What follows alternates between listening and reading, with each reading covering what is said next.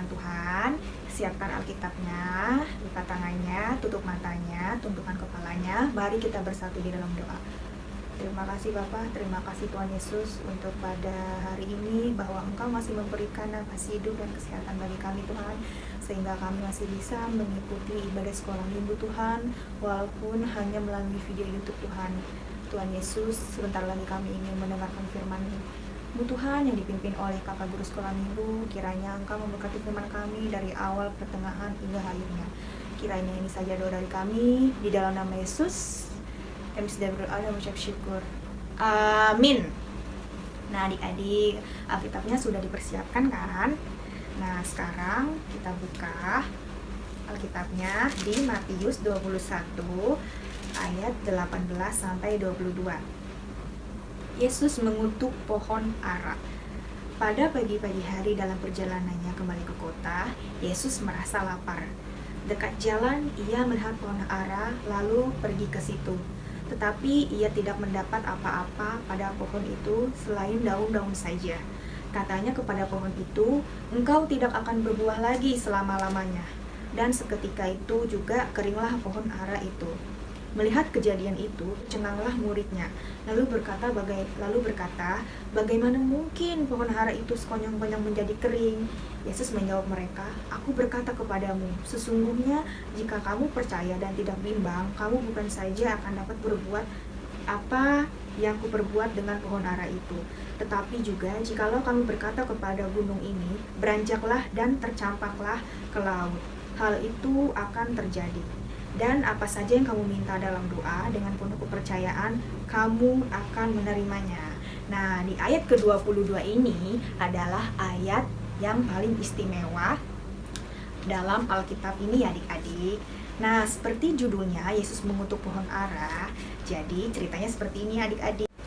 Suatu hari dalam perjalanannya kembali ke kota bersama murid-murid Yesus, Yesus merasa lapar adik-adik. Lalu di dekat jalan Yesus melihat pohon ara dan pergi ke pohon ara tersebut.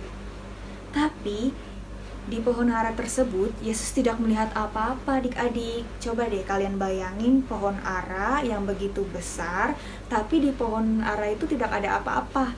Maksudnya tidak ada buah gitu, jadi nggak ada buahnya sama sekali. Nah, tapi Yesus cuma dapat daunnya aja.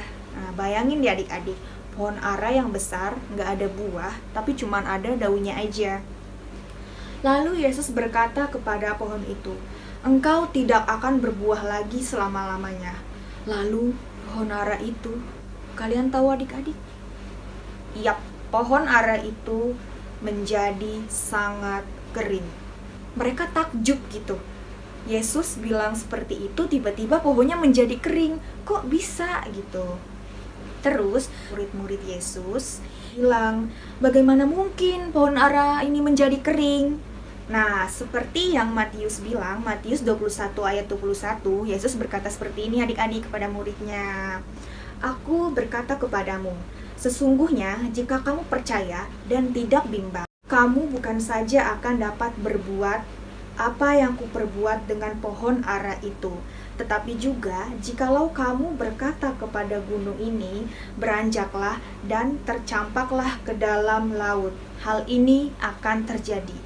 Dan apa saja yang kamu minta dalam doa dengan penuh kepercayaan, kamu akan menerimanya. Nih yang seperti kakak bilang tadi, ayat istimewa kita ada di Matius 21 ayat 22 juga ya adik-adik. Nah, disinilah Yesus memberikan pesan sesungguhnya dari apa yang dia lakukan. Nah, jadi setelah Yesus mengutuk pohon ara itu menjadi kering, Yesus memberi pesan bahwa tentang percaya kepada Yesus. Jika kita percaya, maka gunung pun dapat dipindahkan. Nah, dari sini kita juga bisa simpulkan adik-adik, kita harus berbuat baik, tidak seperti pohon ara yang kelihatannya baik dari luar, namun ternyata tidak menghasilkan buah yang baik. Ya, jadi kita jangan seperti pohon ara ya adik-adik. Pohon ara itu kelihatan besar, kelihatan lebat, tapi tidak menghasilkan apa-apa gitu. Maksudnya tidak ada buahnya gitu. Nah, adik-adik juga harus menunjukkan hal ini melalui perbuatan hari-harinya ya. Nah, contohnya apa? Ada yang tahu nggak adik-adik?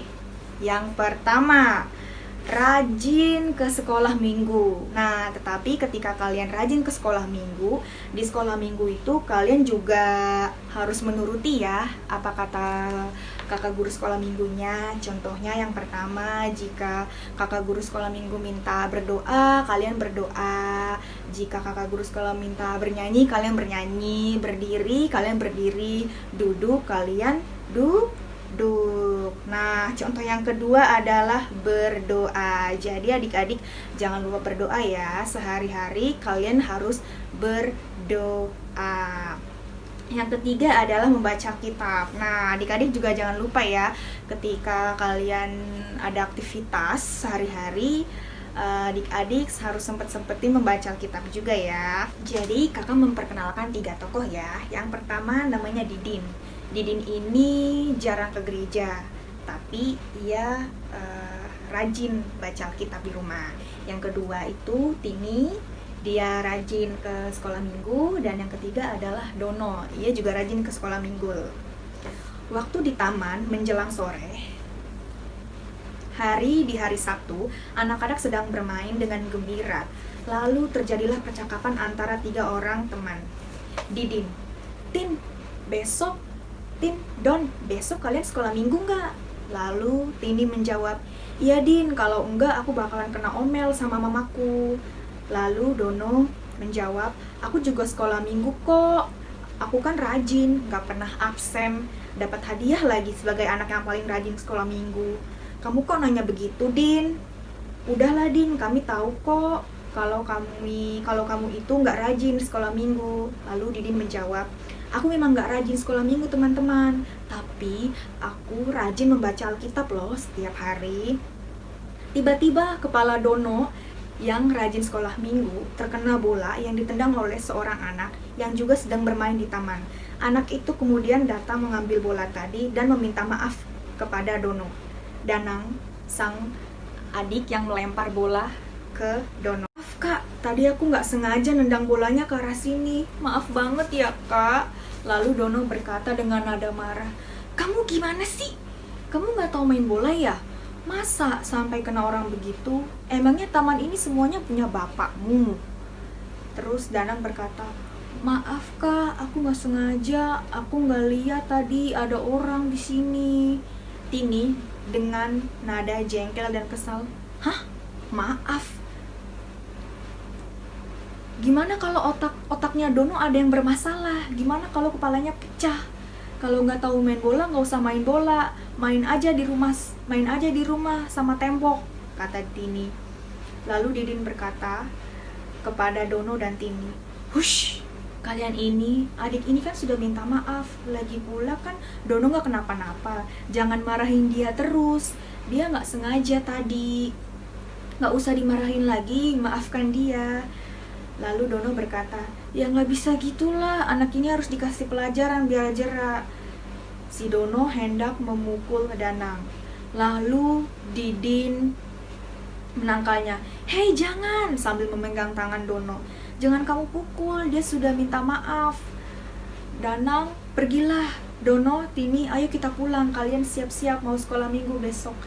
Akhirnya anak-anak itu pun pulang ke rumah masing-masing. Nah, pasti adik-adik pada kaget kan? Kok Dono dan Tini yang rajin sekolah minggu, tapi perilakunya seperti itu sih? Suka marah-marah dan bentak anak kecil lagi. Nah, ternyata rajin ke sekolah minggu harus dibarengi juga dengan tindakan kita sehari-hari adik-adik.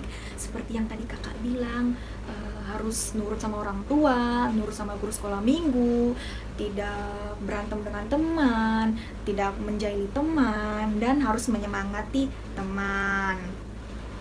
Jangan seperti Dono dan Tini yang rajin sekolah minggu tapi tidak mempunyai kasih.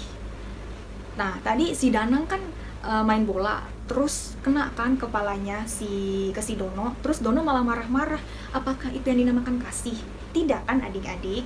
Nah, kerajinan itu semua harus dibuktikan dengan perilaku ya adik-adik. Tadi yang kakak sebutkan 3, yaitu rajin ke sekolah minggu, berdoa, dan membaca Alkitab. Nah, adik-adik bisa buktikannya dengan kehidupan sehari-hari juga nih.